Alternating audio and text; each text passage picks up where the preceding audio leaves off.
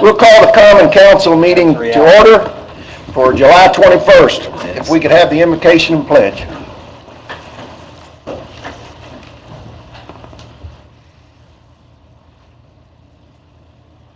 I look at Nathan, he looks at me, we don't know which one of us is doing it this week. First of all, I'd like everyone, if we take a moment of silence. I think all of us have heard about the crash, and you can't imagine those families with the Malaysian flight, MH17, 298 persons, and traveling on their way to where they're going, thinking all things are well. And all of us have been in flights ourselves, and you never know what's going to happen. But I thought it would be appropriate, just a moment of silence, or if you believe in prayer, then you say a moment of silent prayer. But let's take a moment just to think about those families, our country and those countries and what they're going through. So can we take a moment, please, before I pray?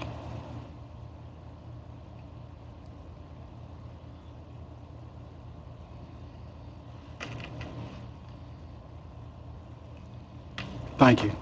Gracious God, we thank you for this day. We thank you, God, for how you continue to bless us and keep us. We thank you, God, for this time of coming together. We thank you for this council. Be with them, continue to watch over them. Ask you to bless them and give them the strength they need to continue to manage our city. Continue to watch over them, give them the courage that they need to make decisions for our city and for our community. Continue to bless everyone present. Be with all the persons that are here. Continue to watch over our first responders. Let them know that they are appreciated. Let them know that they are encouraged. Let them know that we stand behind them. We always pray for their safety. Ask you to be with all the staff of our city. Be with our mayor. Continue to watch over him. Be with all our business leaders, Lord, and be with all the persons. And for the business that we have on the agenda tonight, please help us to use wisdom to make our decisions. And that we pray that all things will be well. We thank you, God, for everything. In Jesus' name, amen. Amen. I pledge allegiance to the flag of the United States of America and to the republic for which it stands, one nation, under God, indivisible, with liberty and justice for all. Thank you, Bobby. Roll call, please. Councilperson Smith. Present. Councilperson Stobney. Present. Councilperson Payne. Here. Councilperson Sellers. Here. Council Vice President Gill. Here. Council President Julius. Here. Councilperson Owen. Here. Councilperson Samuel. Here. Let the record reflect 8 councilpersons present, Councilperson Glover absent. Thank you. Approval of the minutes for the regular council meeting, July 7th. Motion to approve. A second. Any other discussion? All those in favor? Aye. All those opposed? We need to add the workshop minutes, please. I want to Okay. add the minutes from the council workshop for July 17, 2014. I make a motion to approve. Second. Any other discussion? Be abstaining due to an absence. All those in favor? Aye. All those opposed? Okay, approval of the agenda. There are no changes. Motion to approve. Second. Any other discussion? Well, we just wanted to let everyone know that after report of the clerk, we'd like to add the appreciation certificates for UEZ. That's okay? That's fine. We can do that after report of the clerk. That's fine. All those in favor? Aye. Aye. All those opposed? All right, we got claims.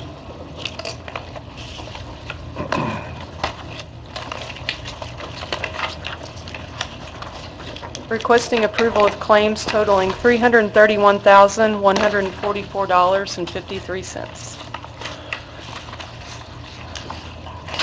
There are no issues. I'll make the motion. I'll second. I'm going to abstain. Any other discussion?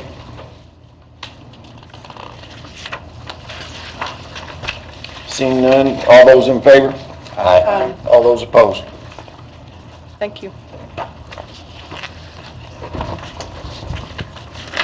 All right. Report of the clerk. None at this time. All right, we have some certificates of appreciation that we would like to give out to UEZ members.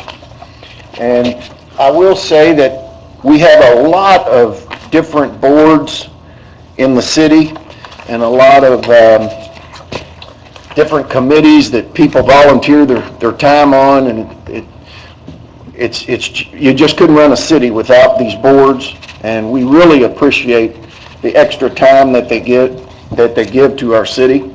And UEZ is certainly a mover and shaker. They come up with great projects. We feel like we get a lot of bang for the buck for the UEZ dollars that are allocated. And I have some certificates I'd like to present. Is Stephanie Gardner here? All right. Peggy Hardaway.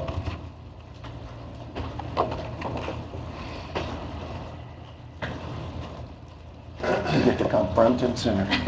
Thank you very much. Thank you.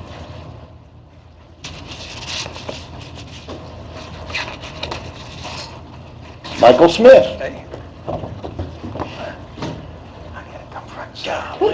Look at it. Thanks, Mike. I know who this one is, Warren and Jill Shimp.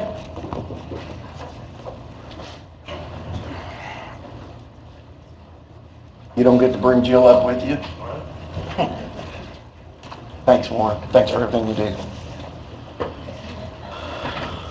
Again, thanks to everyone that participates with UEZ. It's a great group, great board. Ned Fowl is on the UEZ. Nan, are you on UEZ? I thought it was. Well, Nan, I will print you hold on. It's a pleasure, never forget about it. Hold on, let me make you a certificate real quick. We shall get you a certificate, No problem. Ned. Sorry about that. We All right. appreciate your service. We do appreciate your service. We appreciate everybody's service.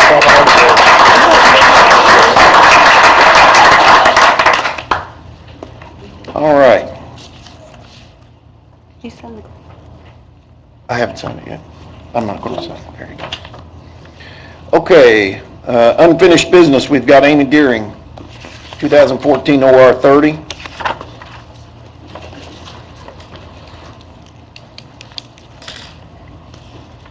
And we will need to open a public hearing on this? Yes. Okay. We'll open a public hearing on 2014 OR 30.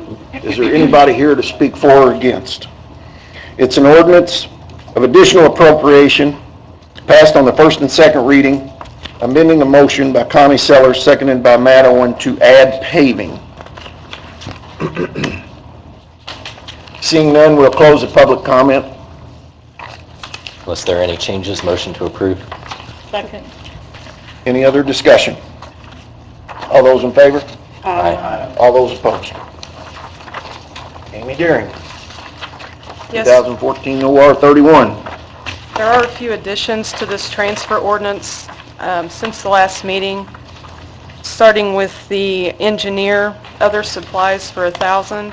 Everything below that were requests from Andy and from Charlie at the animal shelter to do a couple of transfers.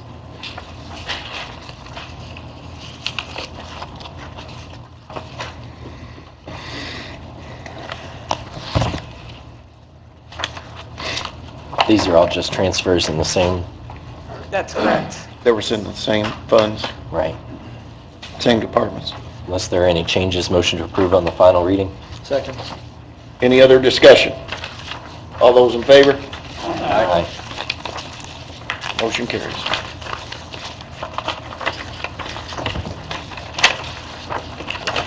All right, new business. Jeff Fry, Fire Merit, Board update.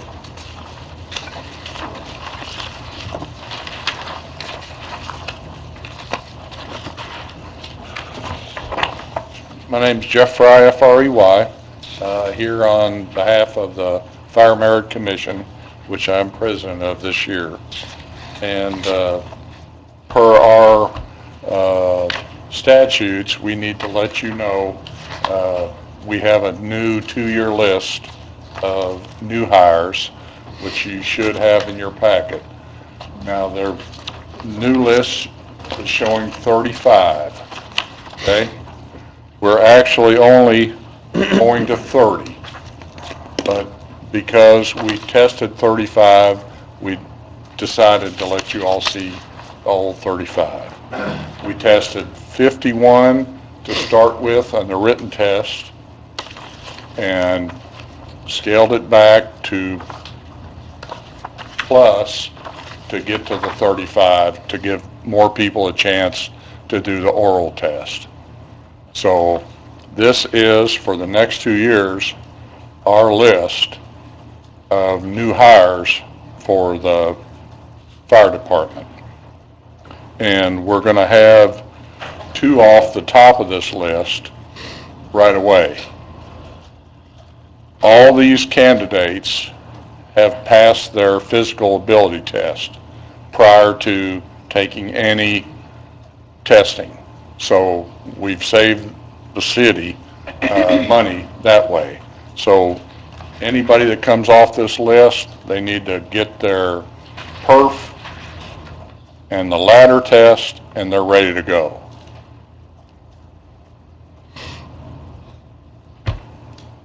Anybody got any questions?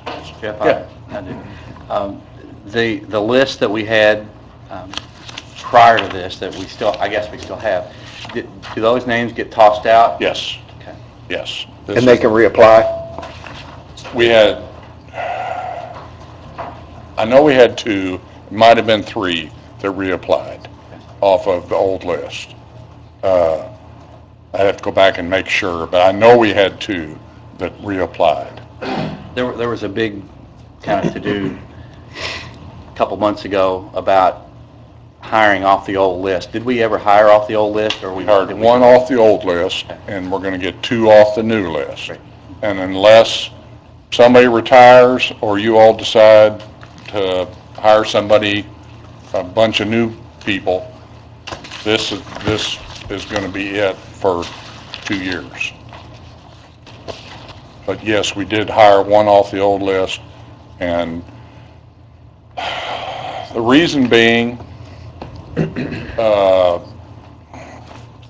through everything I can find out, is you can't have 2 people working at the same time on the same job.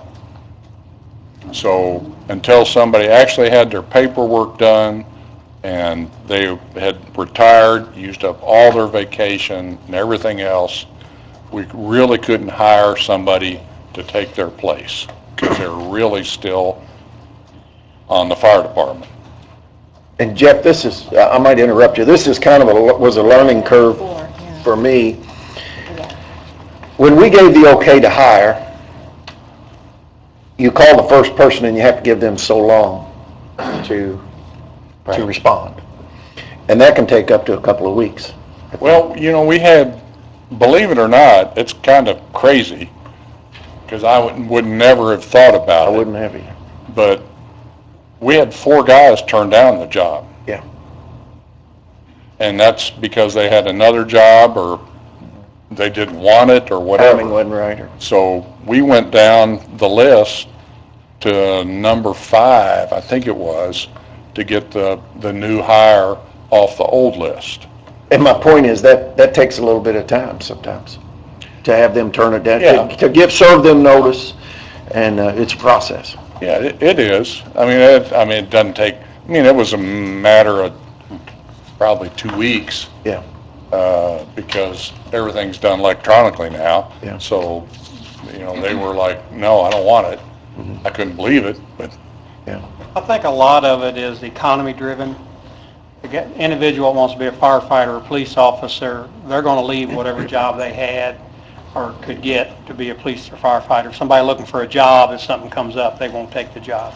So a lot of it's economy driven. Yeah.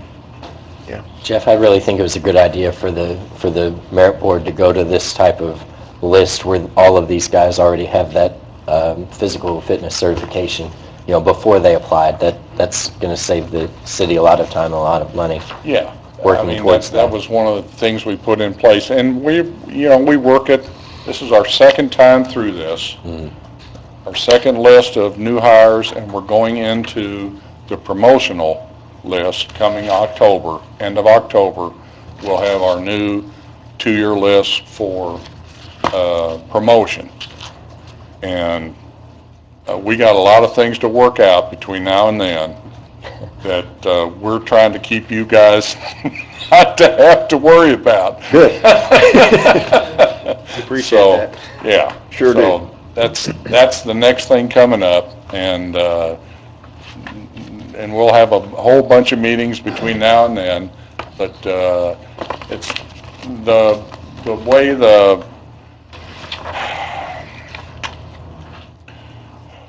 it's going to take years to get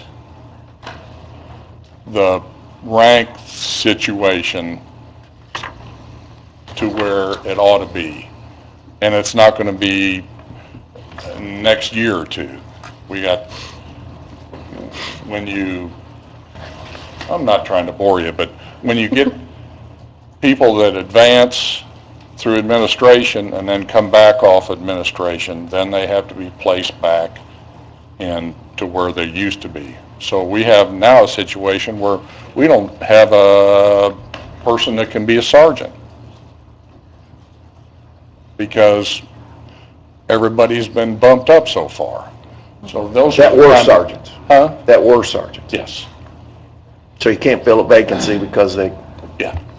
So it's an interesting thing, and you have to have 2 years online to be able to promote. So these new guys that are coming on, they're going to be probationary fire department guys, and that first year doesn't count. And they're going to have 2 years, they got to be online. And the guys that have different experiences, they have to have 2 years in their present rank to be able to promote. So that's where we're kind of at a weird situation as to how to be able to promote, which is coming up in October. And I'll come back and tell you how we're doing on that okay. at a later date. But I wanted you to have that list. That's the ones. Like I say, really 30 is all we're going to do, and we'll probably never get down to that. But that's where we're at. All right. Thank you. much. Thanks, Jeff. All right, Jerry Acey, River Ridge update. Well, Mr. President, members of the council, I appreciate the opportunity to meet with you all this evening.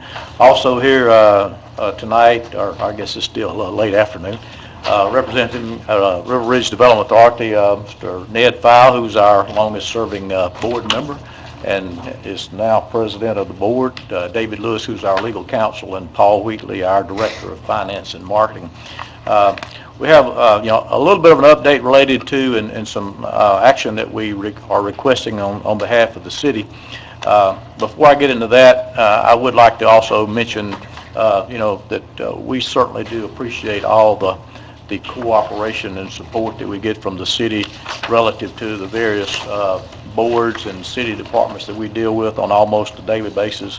Of course, River Ridge encompasses about 6,000 acres, which I think most everybody knows that, and approximately 3/4 of that is in the city limits of Jeffersonville, and the remaining is in the city of Charlestown. And to date, of course, all the more recent activity and new activity is occurring on the south end, which is the area that's nearest to the interstate, nearest to the facilities and infrastructure that we have for development. And we have, thankfully, with the leadership that we have and cooperation that we have with our appointing authorities, have been, achieving some levels of success relative to new investment and new jobs here, in the city of Jeffersonville and the community. We have currently an economic development project, and it's still a confidential economic development project. And there's a request concerning this resolution that we have, and I'll defer to David Lewis to answer any technical questions associated with the resolution. But we have a project that is encumbered. We have a pending land sale that's encumbered by about a little over 900 feet of railroad track. And this railroad track is on River Ridge property, but we have a company that has a right to use the rail, and we need to secure that site and have that piece of rail vacated to accommodate this confidential economic development project. And to ensure that we're able to do that in a timely manner, we are asking approval for us to proceed with the eminent domain proceeding. and we would follow, obviously, the state statute in doing that. But as part of that process, our board passed a resolution this afternoon. We just came from our board meeting authorizing us to do that. And since this location is within the jurisdiction of the city of Jeffersonville, we need a resolution passed by the city to basically authorize us to do that, because that's required, again, in the state statute. So with that, we would like to ask your consideration of that, and I'll ask David to answer any additional technical questions associated with it. Be glad to answer any other questions you have about River Ridge as well. Vicki, what's the resolution? 16. Got a quick question, Scott. Have you had a chance to look this over?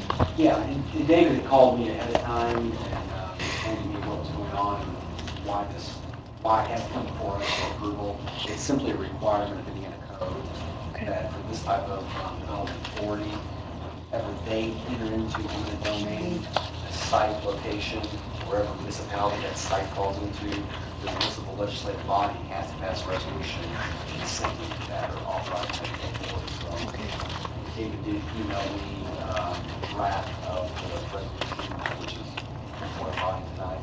And it complies, according to my review, it complies with all the provisions. Okay, thank you, Scott. And this applies to just the rail property in the site, or is this more than that? It's a specific site. Specific site? It is a specific site. Yeah, it's not a blank. Right. Specific Right. site, specific legal description. Yeah, I got the method. 4 acres. Right, right.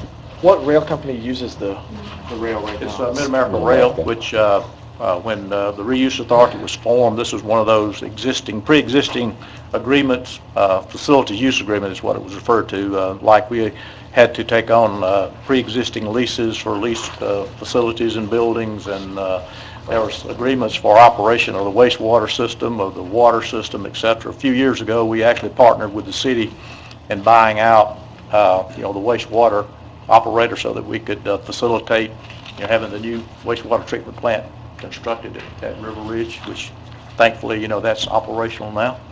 And mainly, this is a storage facility. Right. They park the cars on the... Mid-America has, I think, the rights on all the rail Basically, yes. in the old plant, and they store rails for other company, or rail cars for other companies. So it's about 55 miles of rail that we have on site, Right. and most of that is used for storage Storage. of rail cars. Right. I'll make a motion to approve Resolution 2014 R16. A second. Any other discussion? All those in favor? Aye. All those opposed? Motion carries. Thank you very much. Thank you. Thanks for all you guys do up there. If I may ask, when this is signed and circulated, we need to get a copy of that, if I may. Okay. Dave. Okay. I'll make sure you get it. Thank you. Because it might be, I believe the mayor's on vacation this week, so it'll probably be Monday or Tuesday before I get it back next week. Okay. Thank you So as very soon much. as I get it off, make sure you get it. Thanks. Appreciate it. Shauna Graff. See if I can make technology be my friend. Wait, is this one right?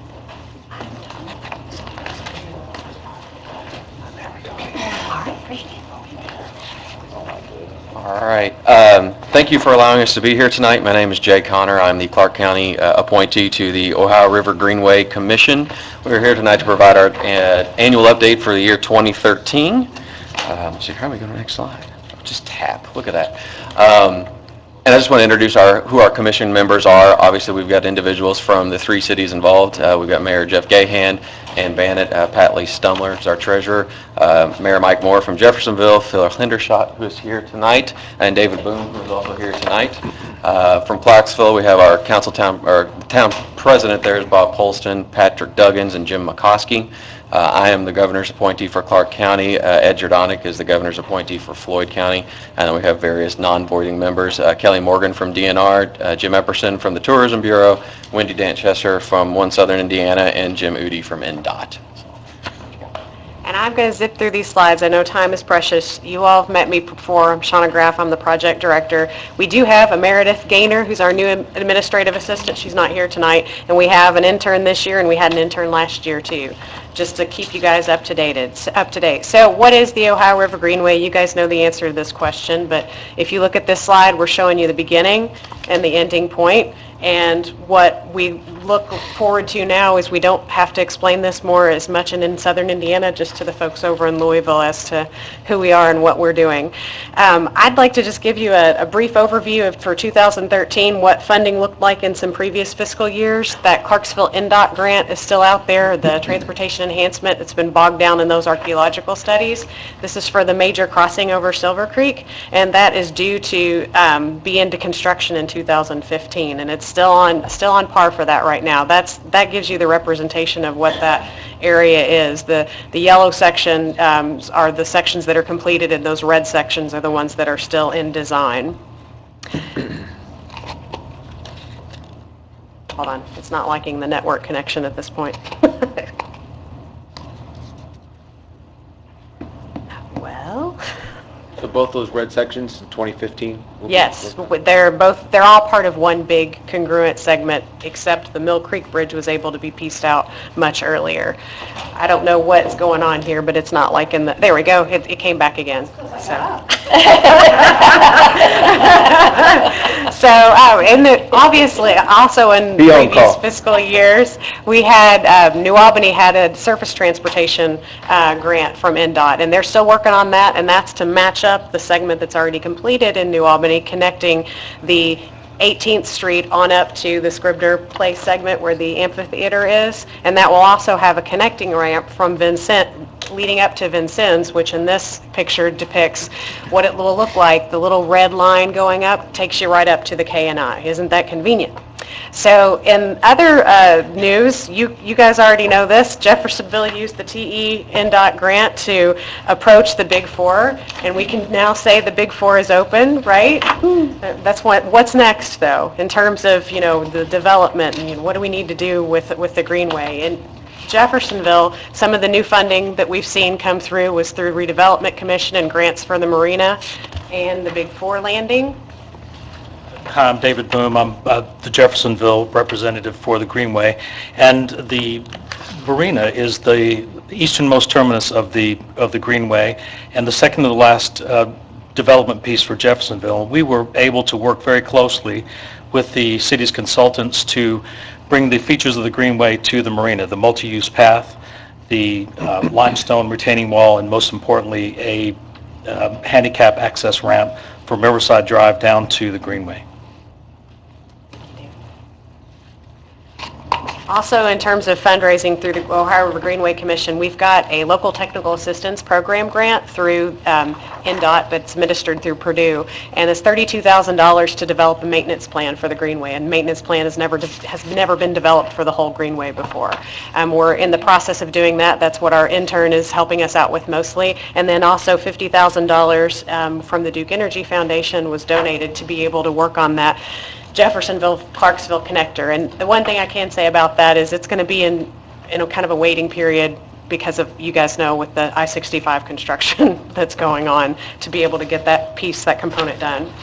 Other fundraising efforts, there was a $1 million anonymous donor for the New Albany Greenway, needed a match, and the Horseshoe Foundation in New Albany, Floyd County, met that match requirements. So those are funds that are going to be coming much needed into New Albany in terms of development on their front. The wayfinding, that's something that we've been working on, I know for 3 years now we've been talking about it. Those are the numbers that we've gotten for some private donors into that fund, and you'll be starting to see some of that be put into place over the next couple of months. So we're excited about that. Here's what the wayfinding looks like. I know you guys have seen this before, but you're welcome to check it out in the annual report too. There's information about it, but you'll start seeing some of these signs go up soon. One thing that I think is amazing for Clarksville is that they've really been working hard. They've hired a governmental liaison to work on this erosion of the riverbank. You guys may have seen an article in the Courier Journal recently about that, and they've really tried to move full force ahead into finding a long-term solution for the erosion of that riverfront area. The Greenways Foundation of Indiana is a statewide organization that I'm a member of in terms of the board, and we are working on getting a state trails maintenance fund created. That work continues and will probably end up into the 2015 and 2016 legislative sessions. Right now there's going to be a summer study committee for that will take place during the summer, and we're vying to get one of those hearings here in southern Indiana. Sorry, I'm trying to talk too fast. Santec was also awarded Outstanding Corporation in 2013, as historically speaking. And in October, we had a vision session. I know some of you attended that vision session, and ultimately that led to us really focusing on getting that LTAP grant to try to work towards developing that maintenance manual. What else did we do in 2013? I don't know if you saw some volunteers out on the Greenway. These are photos of what the work that they did in New Albany, but I know in Jeffersonville under the overlook, they cleaned out underneath the overlook. These were some volunteers that we brought in to kind of do a measurement of what maintenance could look like on the Ohio River Greenway in terms of that multi-use path. And the AmeriCorps 7-team member helped us get a better grasp on what that was going to look like. If you don't know, Clarksville's in development of a master plan on their west riverfront. If you look at this slide, what this slide represents is that area that shows that red line that's not completed yet, but all of the development surrounding that is going to be what they're proposing, a historic park in places, archaeological park areas. So they've got a lot going on in Clarksville in terms of developing their riverfront in a different way than Jeffersonville's in developing their riverfront. So I'd encourage you to kind of talk to council members and talk to other leaders in Clarksville to make sure you're hearing what's going on. Another representation of that, just so you can see the whole picture, what it would look like with the whole Greenway. That brown shaded area is what they're looking on transforming, and it's going to be a huge undertaking, but they're taking it to task. Another representation of it as well. The K&I, one thing that we've been working on for a long time is trying to get the access to the K&I for pedestrians and bikes on one of the lanes that exists. One thing the commission feels like that they can task off and try to chew on and bite and spit back out again and have some success is getting this Indiana code changed so that it mirrors Kentucky's statute when it comes to recreational immunity. That's what we're working on at the commission level, so hopefully that will allow it easier for Norfolk Southern to consider opening the K&I. And just in terms of, development that's taken place over the course of the last year and a half, if you look at this Kentuckiana River Trail, which represents both Louisville's side and Indiana's side, you can see all the development that's taken place. The colors are a little bit different. Yellow does not mean complete on this particular map, but if you just take a look at it, we're humming along on getting things developed in southern Indiana to connect those communities. And just in case you aren't aware, the Friends of the Ohio River Greenway is the 501c3 component for the Greenway project, and these are the folks that represent. They're actually having their meeting tonight. They're sitting over in Covert Hawkins' offices having their board meeting, so they couldn't attend, but those are the folks that have been working on your behalf. And when it all comes down to it, we're all creating experiences on this Greenway, right, to try to make it something that we can all use as a community. And the Friends of the Ohio River Greenway really takes on those events and makes them successful for what the Greenway can be. And I'm going to turn it over to Phil Hendershot to close us out. Okay, real quickly. At the Greenway Commission, we've been preaching for years that trails and greenways and non-vehicular infrastructure can be a catalyst to economic development. There's plenty of cities that have experienced that right here in Indiana. This particular slide gives a pretty extreme example of that in Chattanooga, Tennessee, which has totally transformed its downtown area on the backs of a Greenway project. But, hearing about it from other cities and reading about it is not the same as experiencing it in person. And we on the Greenway Commission are absolutely thrilled with the success that Jeffersonville is having as a result of the Big Four opening. And we think that there's more of that to come as other sections of the Greenway project get completed. And we just want to thank you for your support and commitment to the overall project over the years. So thank you very much.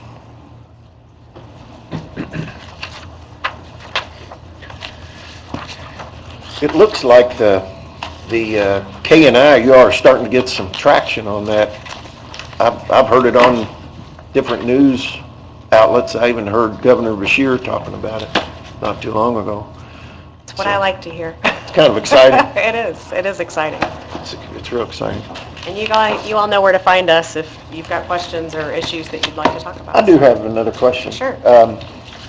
Once the Greenway is complete or it's been ongoing, what is the avenue for maintenance on that? And I know you were talking about a maintenance plan, developing a maintenance plan, but, I mean, where do those funds come from?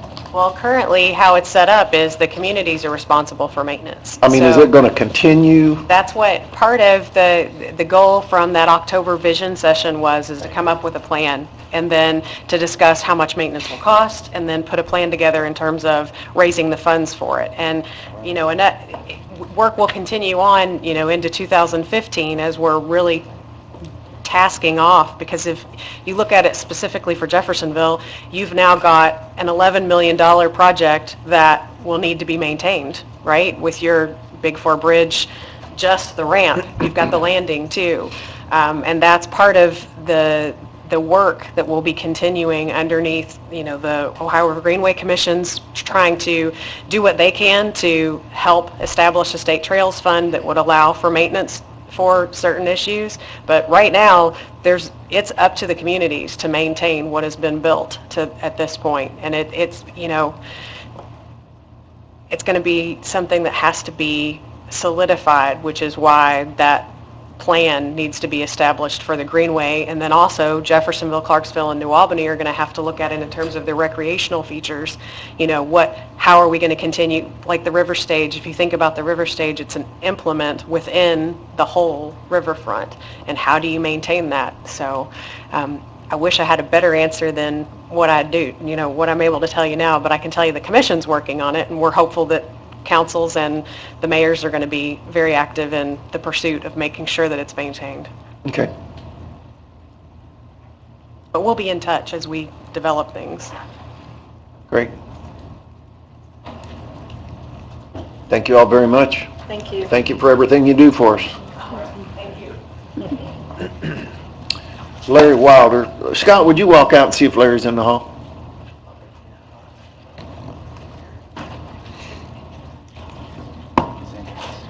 The grand entrance.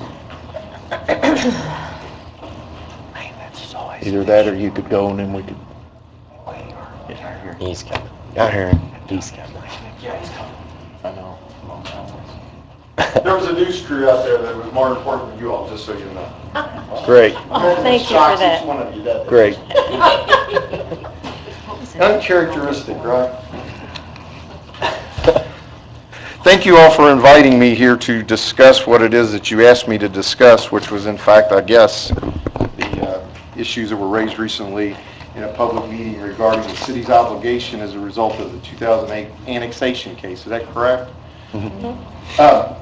In response to the questions that were asked, and in light of the fact that I still have a certain degree of pro bono work that I owe pursuant to the obligations of being a lawyer in Clark County, I came here to and you all have to certify that I'm doing this free and send it to the president of the bar so I can get off that list. But anyway, the question that was raised, from my understanding, was whether or not there was some kind of affirmative promise that was made in a fiscal plan in 2008, 2007 during the process for annexation. Is that accurate? And the representation may have been made that in fact the promise that was perpetuated in that document was that there would be 2 police officers hired per 1,000 residents of the city of Jeffersonville. Is that also an accurate statement? Yes. Okay. Well, with all that said, let me point out a couple things. Mr. Campbell's firm, Jacoby Toombs and Lands, is who did the entire package of, with the exception of the finances, on the fiscal plan. And as a part of that, there was an evaluation that was performed relative to what was a reasonable and what should have been the reasonable police and fire service. And what we did and what you do is, as an attorney who reads the statutes, and Scott, I'm trying to remember, you, in 07, were you representing Greg Pfeiffer? You weren't in the city and then, okay. But I was asking you lots of questions, I'm sure. No. I wasn't? Boy, I'm not very smart, am I? I should always ask you questions. But what the statute indicates and says is this.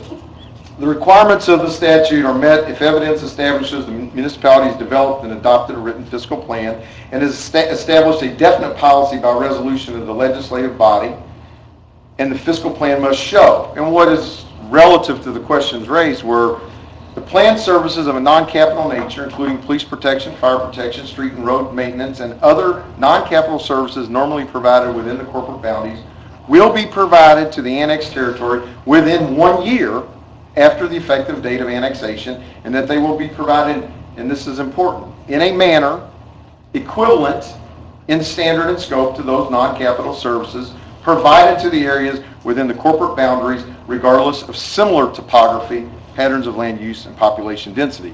So what that meant was that the requirement of the fiscal plan was, and I'm sure Mr. Campbell would come and tell you exactly what it was all about if he was asked. What the requirements were is that the city demonstrate that, taking into consideration the existing city of Jeffersonville, here's what services they have, here's the level and degree of services the existing citizens have, and by annexing, you're not going to diminish or you're not going to liquidate the services the existing residents get, and that the other folks are not going to get services that were less than what the existing residents got. It's real simple. It's a real simple concept. The fiscal plan didn't say anything about, and we will provide 2 police officers per 1,000 residents. It just doesn't say that. Because to try the case, if it had gotten to trial, and I only got to the Supreme Court on a technical issue, so they never got their trial. But the only thing we would have had to have proven is that in the city of Jeffersonville, here's how many police officers we have, here's the level and degree of services everybody gets. When annexation is completed, then the folks out here in the newly annexed area are going to get like-kind services in consideration of what the city itself, the old city, had. Now, Mike, you were on the council, right? Wrong? No. Nathan was on the last several months, but no. So Nathan, you recall, I'm sure, and Connie, you remember the whole process. And the process is that here's the evaluation of the number of officers we have, here's the evaluation of the number of firefighters we have, here's how like-kind services can be continued provided upon annexation, and here's how many newly hired officers and newly hired firefighters we need. Am I right? And correct me if I'm wrong, but, and I know this will shock nobody, the mayor at the time absolutely took none of my legal advice when I said, don't hire all the policemen and firemen before the Supreme Court decides whether we're right or wrong. And instead he did, right? Because didn't you guys hire police and fire even before we won the case?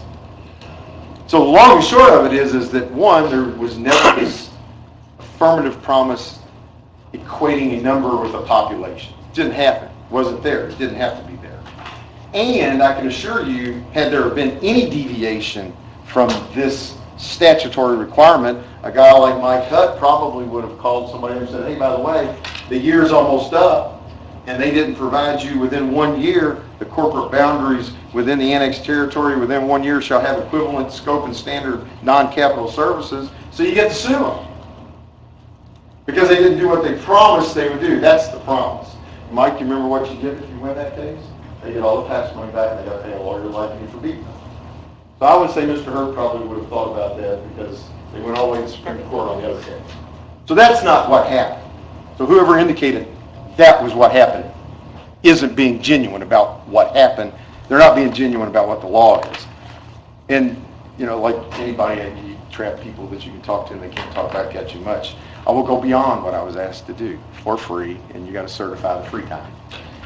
So I had an interesting This was thought. your idea, you do know. I had an interesting thought. The interesting thought Welcome, was Larry. represented that the FBI says that it's the standard. I think the word was the FBI standard was 2.2 police officers per 1,000. Is that what has been represented someplace along the way? Well, the document from 2011, the Uniform Crime Report, which is the FBI's document, and this is 2011, which means it's pretty close to a year after the census, which the numbers use. It says, The Uniform Crime Reporting Program defines law enforcement officers as individuals who ordinarily carry a firearm and a badge, have full arrest powers, and are paid from governmental funds set aside specifically for sworn law enforcement representatives. Users know the FBI is the user. They're saying users who are using this know.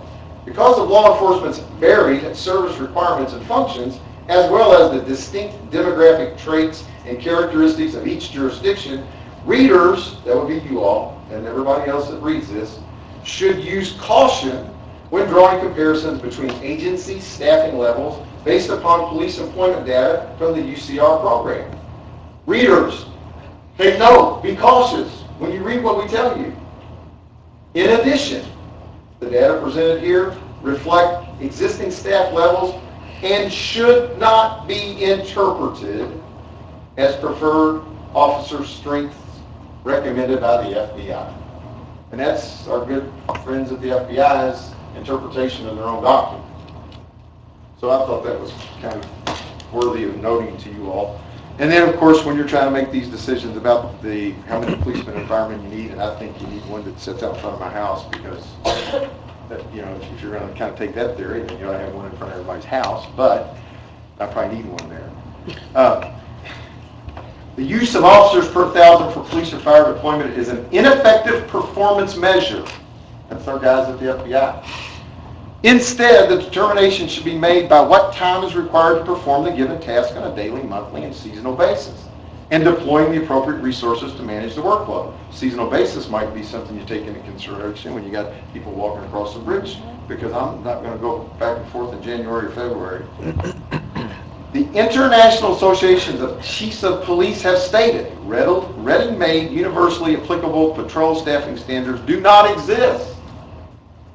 Ratios such as officers per thousand population are totally inappropriate as a basis for staffing decisions. It goes down. Staffing decisions, particularly in patrol, must be made based upon actual workload, and very few police agencies have the capability of conducting that analysis. So then, having an extra 30 minutes to kill before the meeting, I got online, which I've learned to do. And that same little document that the FBI is being quoted out of has a breakdown for how many officers per thousand exist in cities of certain sizes and different geographic areas in this big old United States. We are in the Midwest. We are in a city that has a population between 25,000 and 49,999. The average for that type of city in the Midwest is 1.6 officers per thousand. And that's just an average. Because what did we learn about those things? The FBI says, you don't consider those. But if you look at them on their own document, that's what it says, 1.6. If you believe we're greater than 50,000, which according to 2011 we weren't, it's 1.5. Miss Lancaster, who's left the building because hopefully she didn't go to dinner with somebody else, did the math for me. According to the 2011 document, 45,183 people live in the city of Jeffersonville. I bet that's the 2010 census number. According to the document that the FBI has, 74 police officers who were officers, 14 civilian employees, but we'll take the 74 gun-toting law enforcement officers who can arrest people, and the magic math that she did said, if there's 1.6 police per 1,000 people, you need 72.29 police officers, and according to this, you got 74.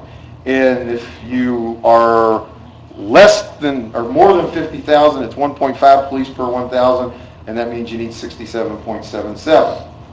But what did we learn here today about what I just told you when I used those numbers?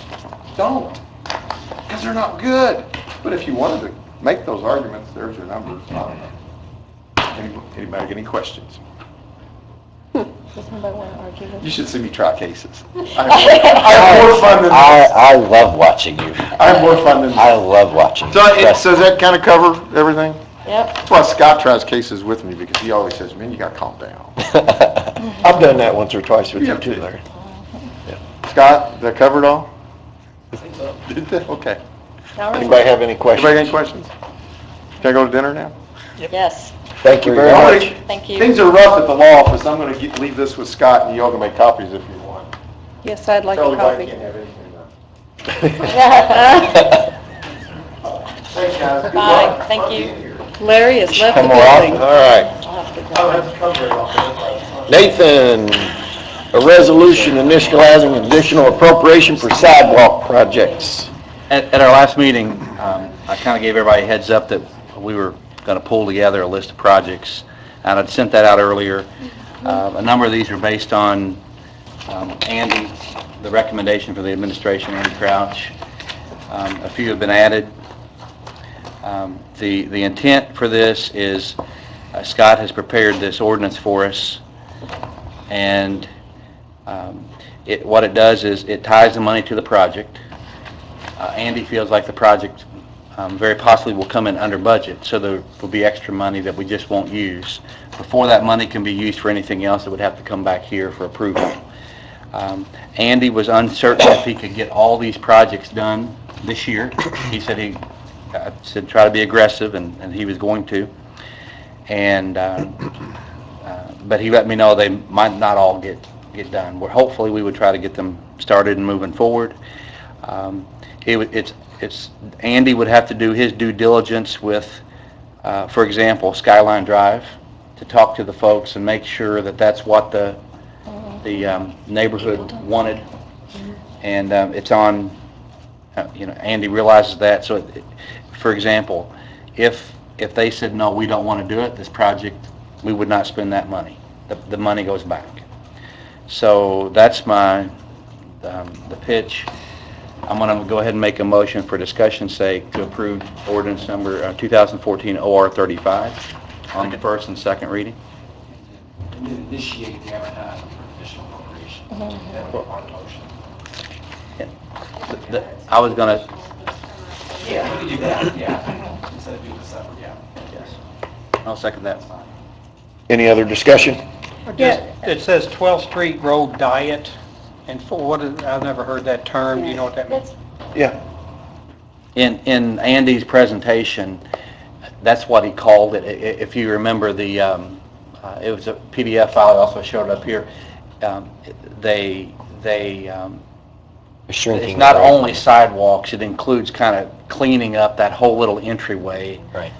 I think it had a bike That. lanes in it. the road. Right. Reduce the width of the road, added in bike lanes, sidewalks. Yeah. That was his term. It was on 12th and 14th. Yeah.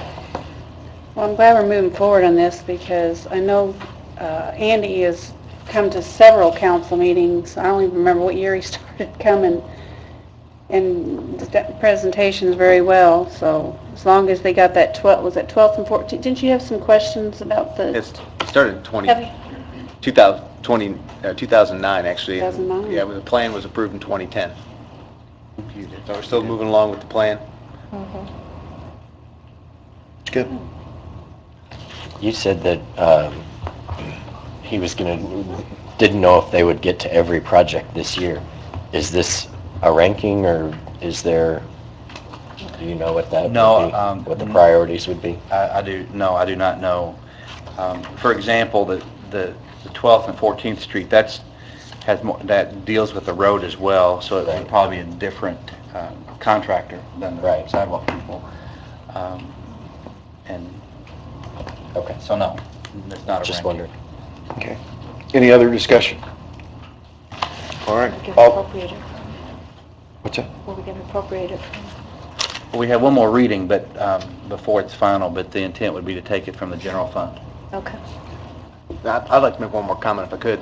And if you go back to the sidewalk plan, the original plan, I know it was mentioned before, but I'm going to throw it out there again, was for redevelopment to help pay for sidewalks within the TIF districts. So I guess I hope that the mayor, redevelopment department, and all those involved consider throwing in their part of the funding towards sidewalks that are needed within a TIF district. That was the original plan and the intent, so I hope they consider doing that. And I fully agree, but I don't want to wait on them. Absolutely not. That's why we push them. And Absolutely, and we don't have control over that, but I hope they consider doing that. Okay. All right. All those in favor? Aye. All those opposed? All right, thanks, Nathan. All right, I'm up, we're gonna talk about security contract for the Big Four Pedway. And a couple of weeks ago,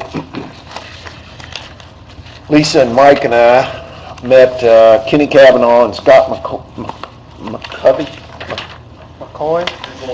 McVoy. And what we did is we asked them to get us a contract for 12 weeks so that when the 10-week contract ends, this one would take us to the end of October, virtually. I sent everybody a copy of the contract. It's virtually identical, other than the span and the times. But it's per hour, everything is the same. My suggestion is that we would run this through, I've talked to Ed, we would run this through Parks. And that would keep the security in line for the next 12 weeks. And I guess what we would do is talk to the chief once we got 1st of October to see how much more protection we're going to need through the winter months. How much, and I guess some of that depends on how severe the winter is. Some of that's going to be unknown. But, we may want to take a contract like this and cut it in half. And instead of having 2 officers on duty all the time, have 1. I don't know. But did everybody take time to read this contract? Because it's... Yeah, and I also talked with Chief Grimm, and I know he sat down, had a conversation with the company and Major Kavanaugh, and he's in support of it. Yeah, I called the chief too, just to make sure that he knew what we were doing and for how long. He was in support of it. And I don't think we have any choice. I think we need to kick the ball a little further down the road. And I think our only option is to do it under Parks. And it fits there because, Eventually, when the Big Four landing and everything's done, I'm assuming we'll inherit right, that anyway, so. exactly. Very likely, yeah. The Parks Authority is a contracting authority. They try to get their contracts so that moving forward, we can enter into this contract. This is kind of a learning curve for us all, I think. So what I would, it is, Mike, I agree with you 100%. What I would do is seek a motion for, their contract is $33,900, maybe we go to $34,000 to get us through till the end of October.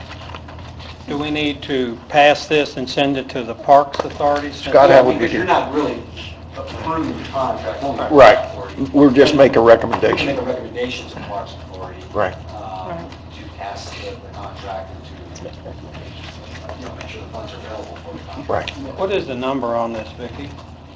What will it be, the contract? Do we need to put a number on it? No. No, because it's, I'll just make a motion then to pass the contractual, recommend to the Parks Authority to approve the agreement for security at the base or the Big Four landing. I'll second. Any other discussion? I got a question. Yes, I do too. Go ahead. Are we expecting Parks to fund this? Are we expecting Lloyd to fund this? Well, I can tell you, it wasn't originally in the Parks budget for. There may be money in there, but it wasn't planned for. So if the council would want to send some money to Parks Way to do it, I'm sure the Parks would Can we, do that. can we But send we money? may have it within Parks somewhere. From Lloyd Curious. to Parks? You can't physically transfer the loan into Parks, into No. that fund. That's not something you can just transfer into that. Could, And the board can't approve claims from Lloyd. I mean, the Park Authority can't approve Lloyd claims. That only the council can approve. Right. I see Amy doing a little work over there. I think in the Parks budget that we have room for that. The cash balance at the end of the year, if we spend everything that's budgeted, will be $588,000 in the park fund, 204. Really? There's ample cash. I think we're good. We're good? I think we're good. What, if you all may have discussed this in your meeting, what is the end game? Like, what are we looking ahead to? I would assume that the parks aren't going to contract security from here to in perpetuity for the Big Four landing. What does the next 12 weeks give us time to do? Well, I think that, go ahead. Well, we were, for right now, to cover security on the Big Four, we were looking at the OT budget for the police. Uh-huh. So this will save in their overtime budget, plus it'll give us some time where we can get the grant back and get additional officers, because remember, we talked about for every one officer hired, it takes a year to get them on the street, to get the additional police officers in place. Okay. Because of the added activity and To answer your population question, turnover. in my opinion, if you're asking, do I foresee having to do something in the spring? I think it's very possible, because, and that'll be, communication between us and the chief, but if the officers don't come online for a year, you're not going to be in any better shape than you are right now as far as this. Right. However, if you run some of the numbers, and I didn't drill down into it, but if you run some of the numbers, opposed to paying straight overtime, this is a pretty good deal for us. Okay. And what has been the run volume for those officers that we've contracted with the last 12 or 10 weeks? The what? How many calls have they responded to, the off-duty officers that we contracted with over the last 10 weeks? Do we have those numbers? What do you mean respond? How many calls for service? Right, how many calls for down there? service? Yeah. I mean, 'cause I Oh, don't know. I know when we asked them, they said that, I know they work in conjunction with the security on the other side, so they kind of do some teamwork, so I know they had different occasions where something started on the Kentucky side and he's come over, but it really didn't ask for, a volume of runs or... I think this is a big learning curve. Right. Because the park is really going to change the whole footprint of the bridge too. Oh, I agree. Right now, they funnel down and basically you dump everybody in the middle of Pearl. And the park, you can't even walk in the park. Right. Because of the construction and, Right. All that. I think when all that smooths out, I think that whole footprint's going to look so different than now.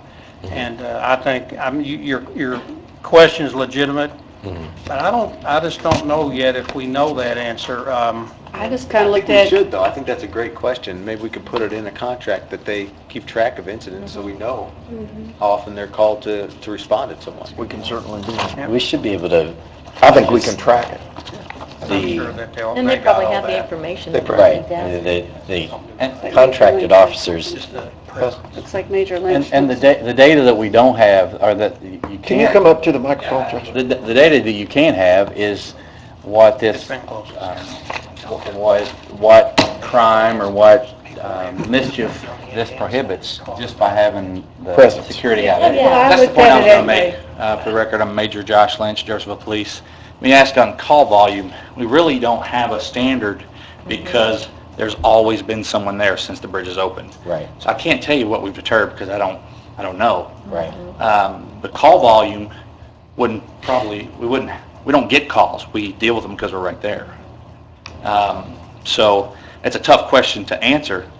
I work down there quite a bit on the weekends through our downtown district, Right. security for the whole area. And the response from the community has been very positive. I would just say that. But to answer your question, we don't really have we can't get an accurate number of call because a lot of times you not a deal call. with it right there. It's Right. not a call. We deal with it. In And the- we don't have to get called there and then respond. The only way to get an accurate count on that would be to just cut security off down there completely and then measure how many times we get called down there. In the event that an officer or an off-duty officer is there and they deal with an issue because they're there, is there a report taken? It depends on what the situation is. And If there's a crime that occurred, then yes. If they're just trying to deter something or, like I worked tonight and there was a couple arguing. I was having a lover's quarrel, I guess. Right. And didn't escalate because I So you just think went up so? to him and said, hey, is there a problem? Can y'all keep it down? We just Right. kind of mitigate the situation before it turns into something. It's a little proactive. By having people there, we're proactive. Yeah. To find out the true incident numbers, you would have to be reactive, and I don't think we're willing to do that. I don't think so either, and I've said it at different venues, with the incident that occurred over in Louisville, I don't think our downtown should be subjected to that. That's just my personal opinion. I'm not a councilman, politician, but I don't think we should wait to see what happens if there's an incident Right. and then apologize to everybody and Right. come up with a plan afterwards. I like the way the city of Jeffersonville's done it. We've gotten out in front, ahead of it, and if people, they feel safe. I can't tell you how many times families come up to me and thank me for being there, which is pretty rare, in my career in law enforcement, but it is refreshing for them to, as soon as they come down the bridge, whenever I'm in charge down there, we always make sure we have a marked unit right there, so if there is someone coming down with negative or bad intentions, the first thing they see is a Jeffersonville police car. Right. So even if we're dealing with something off, we're not right there at the foot of the bridge, they know we're down there. That's all I want to say. Thank you. Thank you, Major. That's all I got. Okay, any other discussion?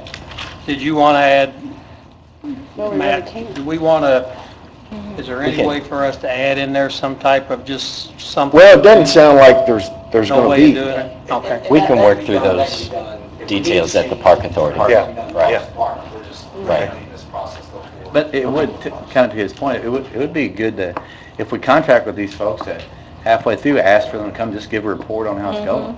We can do that. Like Ed said, I hope it's zero. Yeah. Yeah. We haven't done nothing, or, but, Okay. Can we take a vote? Call the yeah, question? just make a motion to move forward to the Parks Authority. Yeah, we've already done it. Yeah. It's already been done. You made the motion, Mike. All right, all those in favor? Aye. All those opposed? Motion carries. Can Ms. I ask Conlon. one question? So do you want me to give this to the young lady to put on the agenda for the Parks Authority? Yes. Yes, please. Okay. Just want to double check. Do you all want me to have Kenny or Scott to come to that Parks meeting? I think if they, yeah, you could ask them, just, and just tell them we may ask a question about, I know, Okay. even though we don't have a true incident or an incident report, but what's the general feeling and, Okay. I mean, it wouldn't hurt just for a couple minutes. All right, Ms. Conlon. Do you want me to get up there, sir? You always make everybody else get up there. Oh. Please state your name for the record. Yeah.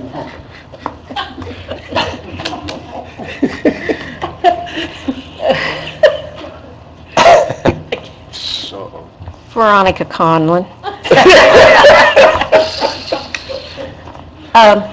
What has happened, I had shown this to Scott, he had reviewed it. Kim and Calabro and Les had also met. As y'all know, since 2012, being on as city clerk, it's been very hard to get minutes and other information turned into the clerk's office so we can scan them and also to keep them as the public record keeper for the city. So one of the things that we had talked about doing is having all contracts for all employees, city officials, independent contractors.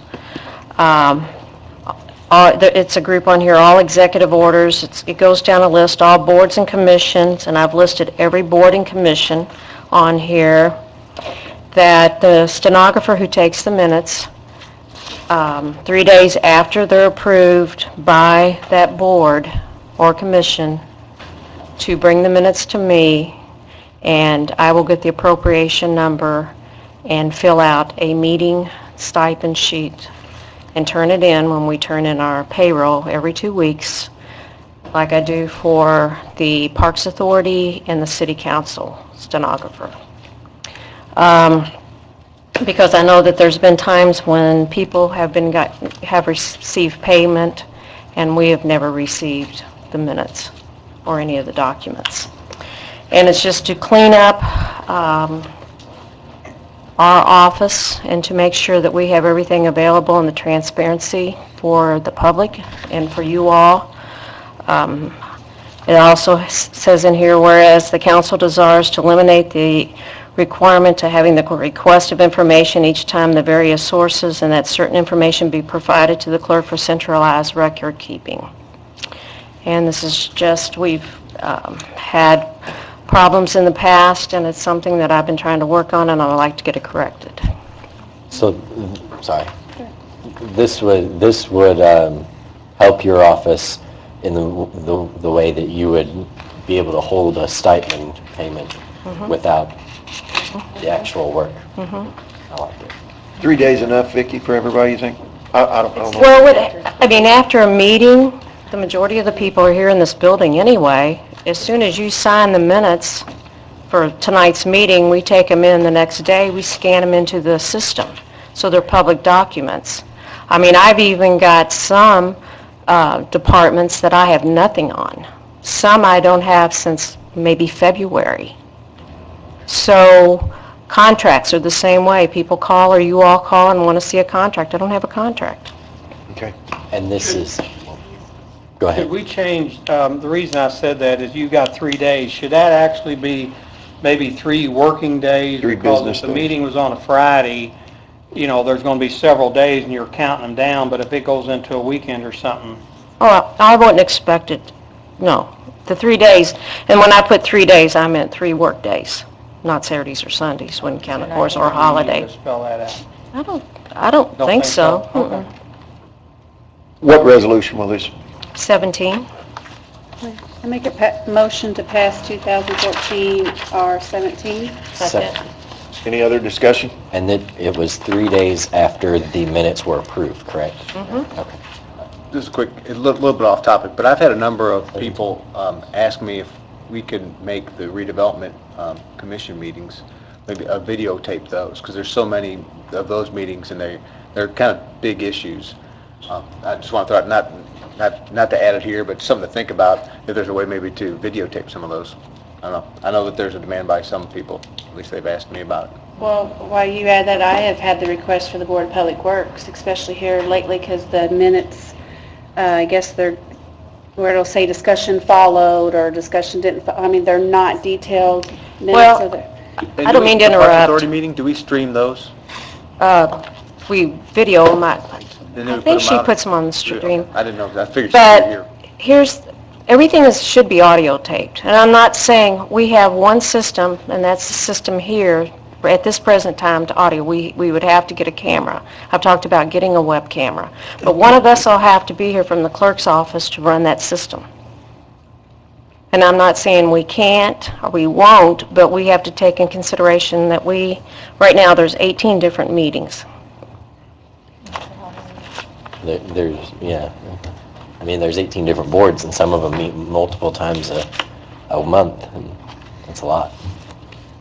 Like I said, I'm not opposed to it. Maybe that's something we can work with you all on, but it'd have to be either Candy and I would be at the meeting to do the audio, or the video and audio. That would be a pretty Yeah. tasking It's thing. intense, yeah. There would be a lot of conflicts in you trying to do that. I don't think you all could do it. But I do know, and that's one thing too that we have talked about, anybody that audios their meetings, they can bring them down to us, we can make a CD, and we always keep all the audios on anything we do on, in the system. So anybody that wants to, we can't upload them onto Laserfish, but if anybody would call or anybody from outside would want an audio of it, and I have it, we'll make them a CD. Right, Okay. but the only thing about that is, it's like Lisa said, if it just says, and discussion follows, and there's nothing, you have no idea what the discussion is, if those minutes are passed, and something has to go to court, that's all we've got as proof, because you can't use the audio. I just want everyone in the audience to understand that. You cannot use the audio, you can only use the minutes that have been approved.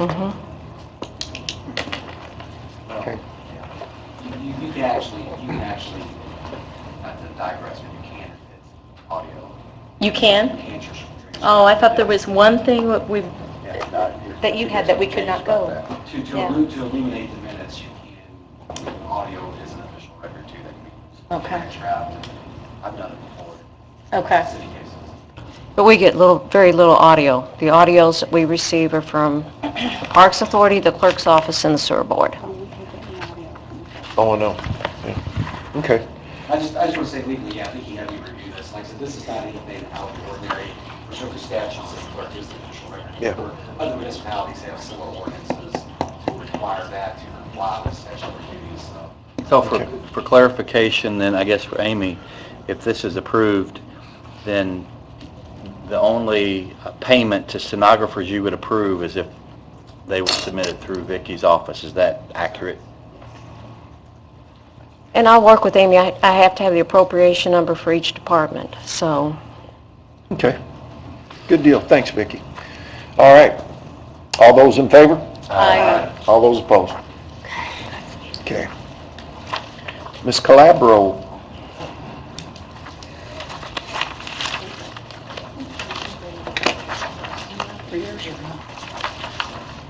Okay. Have some additional changes to the ordinance.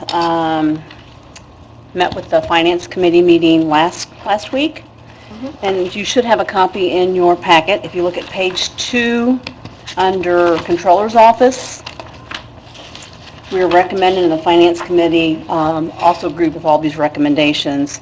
Administrative Assistant is going to go from a 1 to a 2. The pay grade will change from a 2 to a 3. The one thing I neglected to do, and I apologize, is that it's an 80% and 20% out of wastewater like all the other positions, and I neglected to put that on there, so I apologize for that. And that decision was approved at the sewer board meeting on April the 3rd. And I have a copy of that meeting minute if you need that. So that's with the finance. If you go to page 3, under planning and zoning, Shane Corbin has made a request to add an additional zoning administrator.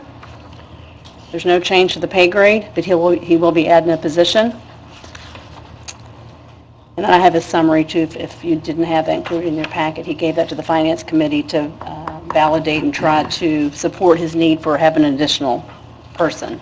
And if you go to page 4, under Police Department or Civilian, one of the other things that that the police is recommending is to put in a line item for police dispatcher on a part-time basis. For those of you, and Mike, you may be able to speak to this more than anybody else here, going to the 911 call center. A lot of those employees are still in limbo. We've already lost one person. We've got 2 of our admin support individuals who have each 25, 30 years experience, have gone ahead and put in their retirement because of the PERF and the changes with PERF and their loss of retirement if they don't go ahead and leave now. So they've already lost 3 key people, and several of the other dispatchers are actually looking for positions, and obviously we can't blame them not knowing whether they're going to continue with their employment with the 911 call center or what's going to happen, whether they're going to be offered a position, not offered a position. So through the discussion at the Finance Committee meeting, we talked about the possibility of putting in, just for dispatch, in the event that as we get closer to the end of the year, if we need to pull anybody on a part-time basis. So what was your question? I didn't really have a question. I was saying if you had any input into I the know way that, the 911 call center is they're working, because putting we don't, together- from what I know, we don't have a date. We've not been told, as of this date, Right. these people are no longer going to be your employees. So we have employees They are putting working. applications and everything together now, and everybody that I would say currently has a job would be, I mean, they can transfer to the 911 dispatch. Is that a guarantee of employment at this point for those folks? Absolutely not. Okay, You're that's what I thought. assuming all employees are, no, you can't. No, but that's my point. Well, I mean, maybe they don't want. No, but that's why we're asking for a part-time dispatch line item, so that in the event these folks move on somewhere else, whether to the 911 call center or outside, they're going to be terminating their employment with the city of Jeff before the end of the year, and/or possibly before the 911 takes over. We just thought it would be cheaper As to a hire backup someone back plan- in as a dispatcher rather than using a police officer. As of because right they were- now, we don't have a line item in our salary ordinance for them to pay somebody to come in and dispatch on a part-time basis unless they call in a police officer and pay that rate to dispatch, which is what we're trying to It avoid. will be cheaper for us. Yeah. And will, I mean, do they, so what you're saying, basically you want to hire somebody part-time as opposed to taking an officer off the street. That's what Right. this is. Right, Exactly, yes. And this office, I mean, they know, whomever this is, that they know that They there will be... already know how to work the system. Yeah, but I mean, they have it, again, if they go to 911, they'll fill out an application, they're more than happy to hire them, or Right. maybe. Well, and Ann Langley and Chief Grimm were at the finance meeting, and they brought up that we have a couple dispatchers that are retiring. Right. And then, of course, some are trying to find other jobs, wait and see, because they don't know if they'll have a job or Right. not. And the ones that are retiring, they've made the offer that if you need me to come back on a part-time basis to help train, or, you know, that, I mean, they're already got all that knowledge. So it makes sense. And there might not, we might not even need that at all. I Right. mean, Okay. You In just the event go that ahead they to put do. it in the line item, in case you Yes. did need it. I think it's a good idea. Yeah. Is that everything, Kim? No. And on page 6, if you look under wastewater, where it says under the cash coordinator, what I should have done is add the admin assistant to, and 20% of that person's salary will be paid for out of wastewater, per their approval. The what? Where are you talking about? If The you cash look- coordinator? No, Now, underneath cash Underneath it. coordinator, I should have added Oh, okay. administrative assistant to. from the finance department. Got it. I'm so worried about changing on the other page, I forgot to add the 20% on that line, so I apologize, that was my fault. And then if you look at page 8, section 2F, IDAX coordinator will be removed, the 972 annually will be taken out. We have merged those duties into one of the admin assistant positions.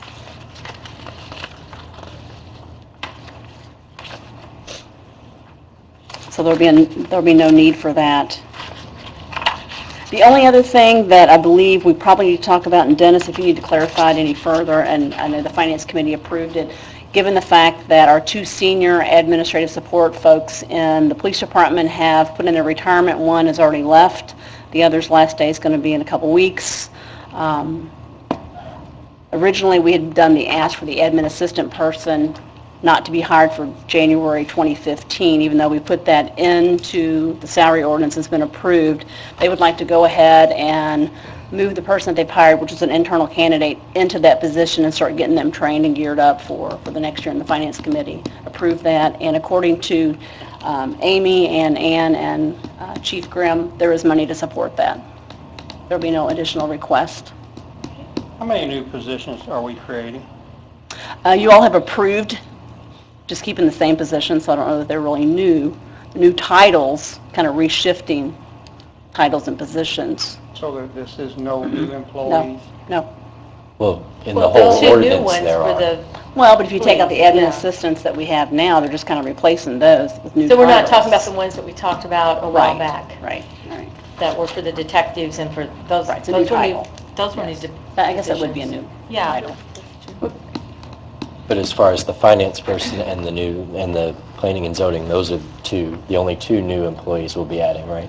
The finance position is not new, we're just changing Oh, the I'm pay sorry. grade. You're right. Due to the duties and responsibilities, You're and right. escalated financial responsibility and duties that person has taken on. You're right. I was And then the position under planning and zoning would be a newly created position.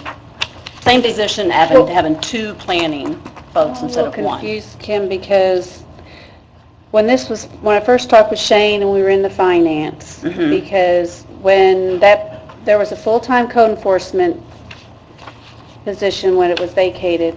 Right.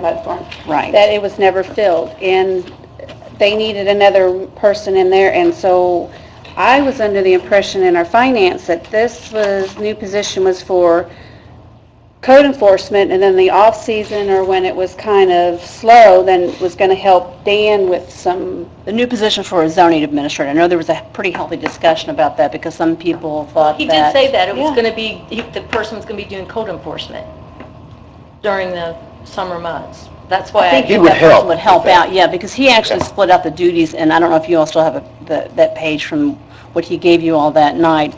He has it split into two kind of, he's kind of shifted the workloads of the existing planner and the proposed planner to be split between the Planning Commission and Board of Zoning Appeals. So, like under, like Dan, who's currently working there, would be doing code enforcement during busy months, April through June.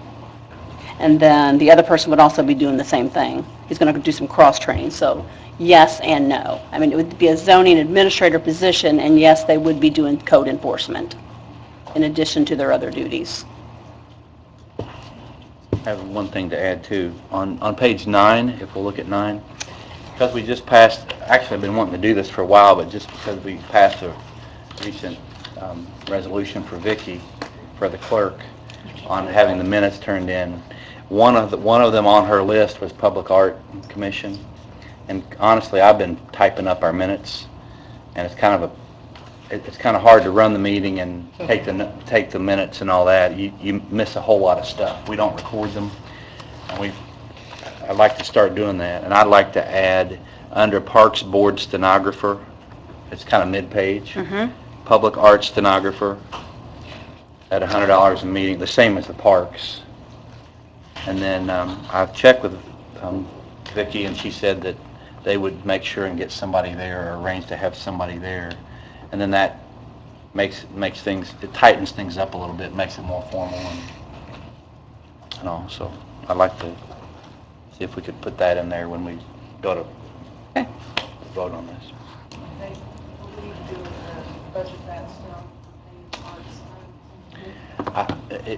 Until, I would say, next year's budget, I would just as soon take it out of, the council somewhere.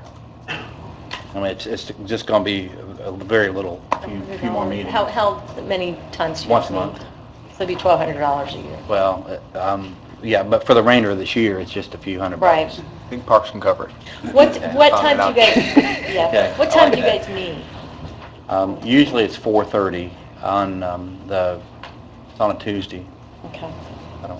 It's think first or last Tuesday. I need to look at or the second. One Tuesday. I know it's a Tuesday. It's a Tuesday, that's okay. Tuesday with Art? Let me go back over those one more time, are we good? Kim, I just had understood that some of these were not, I don't know if that's your responsibility. Some of which one? Some of the stenographers are being paid more than it says. And how do we, is that on you to check? Is that on? It hasn't been. I mean, I think we can certainly have some discussion around that. I know I'm one of the people that kind of said to Vicki one day, I know Amy and I were like, why should she have to run around chasing down minutes for stuff that people have oftentimes gotten paid for already, but yet they've not turned in the work product? That just doesn't make good business sense to me, nor do I think it's her office's job to have to track them down. And then Amy gets in a position of trying to pay somebody for something that a work product that's not been delivered to the person it's supposed to be delivered to.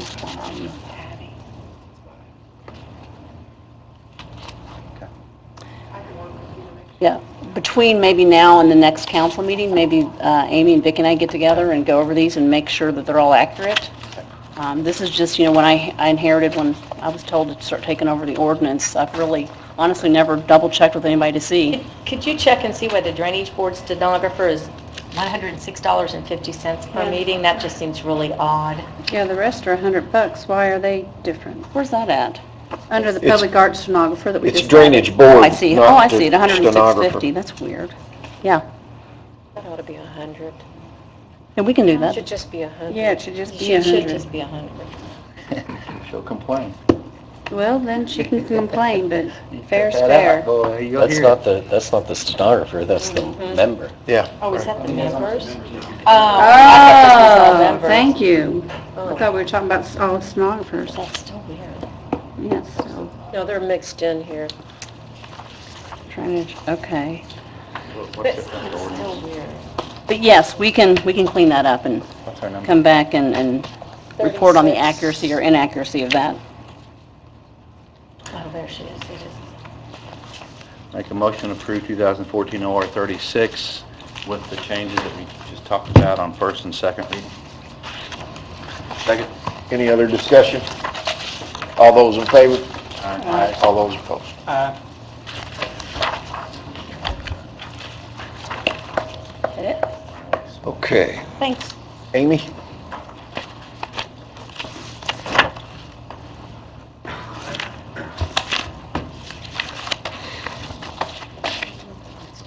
This is a new request for an additional appropriation. The first couple of items were favorably recommended at the Finance Committee meeting last week for Shane's new person and for another vehicle for planning and zoning.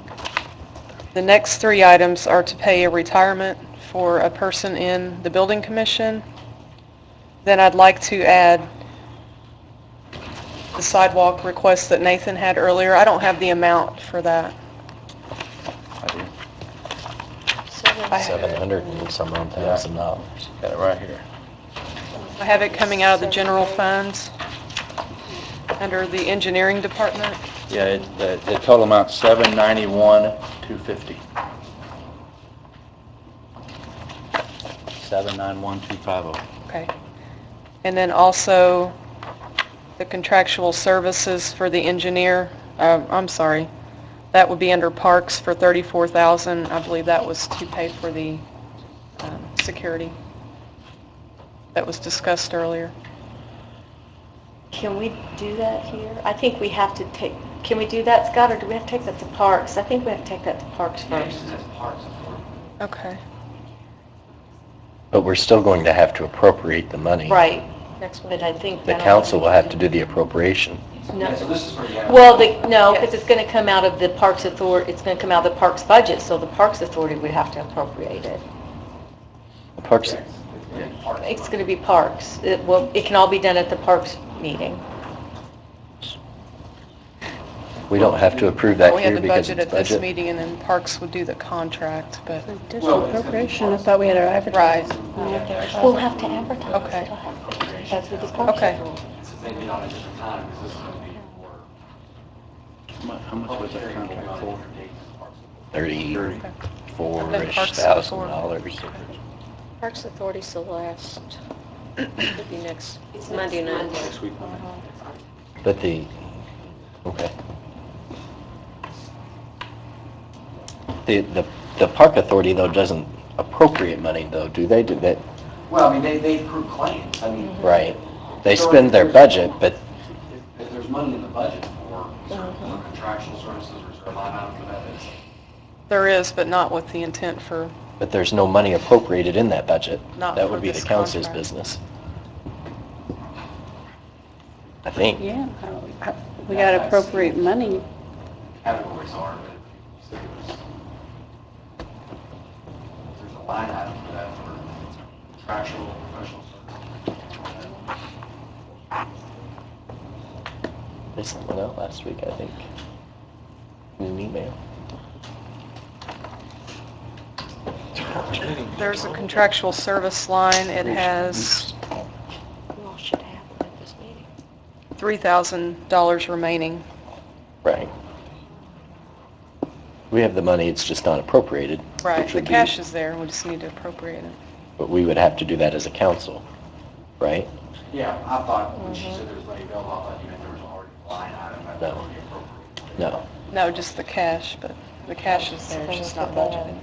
Okay, Yeah. So, that could be added to this, then we would approve it, the contract, approve payment of claim, but for the appropriation, go ahead and add it to this. okay. And what's that amount, Amy? 34? 34,000. 34,000. 34. Uh-huh.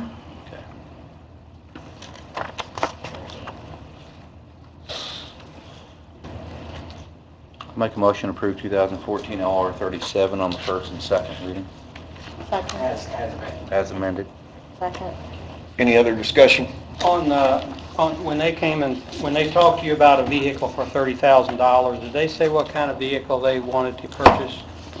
Well, you were supposed to get some quotes and stuff for The reason I say that is, we have a vehicle ordinance that we put in place. Yeah, he's aware of that. He's Okay, aware of they have that. to be Yeah. efficiency. Right. He's aware. That's 30,000, that's Right. pretty Right. high for what, but we do have an ordinance in place that kind of dictates, not the model or the manufacturer, but the... Won't cover the Tesla he's looking at. 30,000, we'll get that. Thank you. All those in favor? First year. Aye. All those opposed? Who's doing I less? You can pick one of us. I guess Scott, can you do this, or Les asked if I would handle this? Basically, what it is housekeeping. I've been meeting with Stephanie and Clark Miles, and the problem is the ordinance was so outdated, like, that it didn't have the right gallon, like, we have a 96 and a 65 gallon, canisters that we use, and also the big thing was, it had all the wrong on the second to the last page, changed all of the, where it says all prices include disposal fee barring a special circumstance of cubic yards. We had to update all those I amounts. have a question about this, because I thought we did a new one in 2009 on this, because we had to do an update, because I know Chris was on code enforcement, and we corrected a lot of this stuff. So I just want to make sure that we don't already have one in place that's a later model than the 2006. We did it, Connie, I believe, when we enforced the, because I was on the council, when we enforced the new dump, when everybody had to have Yeah. them. We did address that. I think that so we already have probably it. need I think to it was check in that. 2009. On a table? Yeah. Motion to table. Second. All those in favor? Aye. 2009 ordinance, I gave them. Updating all that. Yeah, I was on absolutely. the council. Scott, you have anything? Department heads, is there public comment? Scott, did anybody sign up?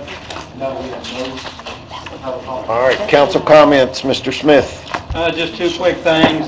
Some of the firefighters are in New Orleans. We approved to purchase a truck that was, that basically we bought a chassis and cab, so they got with the mechanic and they're going down. They're going to be able to do some adjustments and make some changes along the way that'll fit our needs, Jeffersonville needs. So just let you know, there's several there. Should be back either this evening or tomorrow. I've talked to Paul Northam, actually, we've kind of played phone tag, and I brought this up once before. I want to put together something for the Big Four ramp for people that are elderly or physically challenged.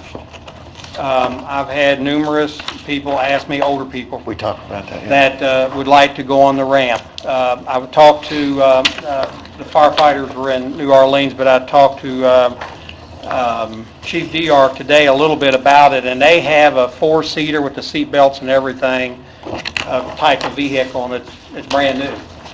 And it would be a nice piece of equipment to actually take them on the ramp. So I haven't been able to sit down with Paul. We've just kind of played phone tag today. But we would like to put something together kind of simple. It basically states, if you would like a ride on to look at the ramp and you need help, it would be maybe one day a week, and it would be between a certain hours, first come, first served. And if we're going to take, let's say, 6 people between 10 and noon, it would be the first 6 that call would be the ones that would go, and then they'd have to go the following week. So just so you know, if you hear that, we are working on something. I would really like to have something maybe this fall, because it is going to be extremely hot now to take people up there. So anyway, so that is a little something I'm kind of working on, and hopefully we can get with Paul. And I just figure since the Parks Authority will be, at some point, get the keys to the Big Four Park and all that, it's going to be under the park's jurisdiction. So that's kind of the angle I'm working. So if you hear something about that or whatever, that's we're working on that a little bit. I think it's great. That's all I've got. Thanks. And it'd be free. Well, they say Louisville charges $5. I've heard that. I don't know that to be true, but I was going to ask if Louisville did anything like that. yeah, they said they do. I don't know. And then they charge $5, but I don't see a need for that. That's myself. Mr. Samuel, are you going to talk about 10th and Spring at all? Wait, and the development? Oh, okay. I just want to thank this board for voting no for the rezoning on 10th and Spring, because it brought people to the table to talk about traffic, talk about development on that corner, and I think we've come to we've had some discussions about how it could be laid out in a way that would alleviate some traffic problems, and I think would be better development for the community as a whole. So we'll be hearing more about that. I think the mayor referenced it in the paper, and it's going to have to go through planning and zoning, come back to city council, but I think the end result will be a better project. So, and I also want to mention that, changing subjects, I know Duffy's Landing's not looking too good, so I'm going to work with Parks to try to get that cleaned up. There may be other issues too, but Duffy's Landing, I know it needs some maintenance and some cleanup, so that's all. No comment. No comment. I just wanted to publicly thank Nathan for keeping on top of the sidewalks and keeping that going. I know that was a lot of back and forth between you and Andy, and I discussed the ordinance with Andy over the weekend, and pretty much a lot of the things that I thought we needed to hammer out, you already did, so thank you for your due diligence on that. And that's all I have. I'm good. Nathan? I don't have the date in front of me, but on early August, there's going to be an art, it's called Mixer. It's going to be in this room. Everybody will be invited. But at that Mixer, we're going to show the 3 proposed projects that could go on the berm out here.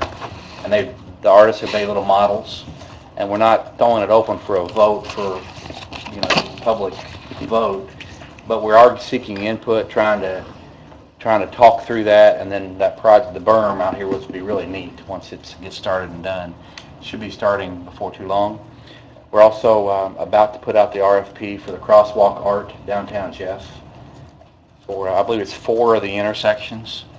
It'll be really neat when it's put, and just to let us know, we're having the artists do templates, do their design, then we're going to put them on a template. We've got a company that will put it on a kind of a durable poly type template that the street department's agreed to keep.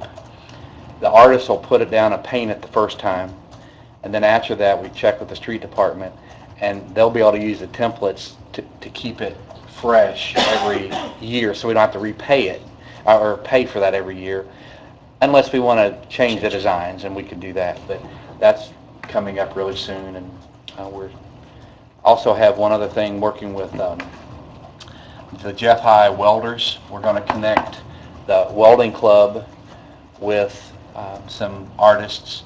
We're going to give them all some the same type metal, rebar, and some stuff.